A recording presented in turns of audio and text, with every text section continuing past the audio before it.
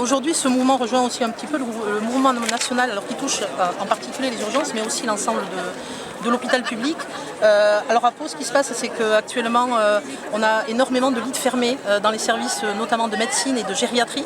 On a 70 lits fermés en gériatrie. 60 Ouais, qui sont liés en fait à un problème essentiellement d'absentéisme, des agents qui sont en arrêt maladie, qui sont épuisés en fait. On l'a dénoncé depuis longtemps, on savait que ça allait arriver. Et dans d'autres services, c'est la même chose.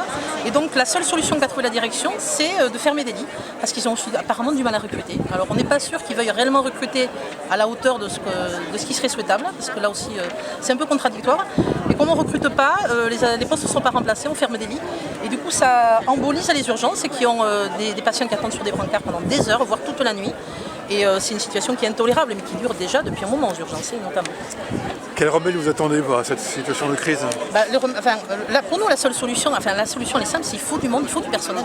Il faut du personnel, alors ça veut dire qu'il faut donner les moyens, il faut aussi donner envie aux gens de venir travailler. Donc les contrats ne sont pas attractifs. On sait qu'on va être titulaire éventuellement au bout de 7 ans à l'hôpital. 7 ans, on va rester sous contrat. C'est pas possible, alors qu'on sait que dans d'autres hôpitaux, on est titularisé beaucoup plus vite.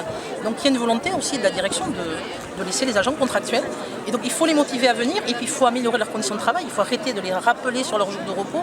Ils viennent travailler tous les week-ends, ils travaillent parfois 12, 15, 17 heures d'affilée parce qu'il y a des arrêts, donc c'est plus possible.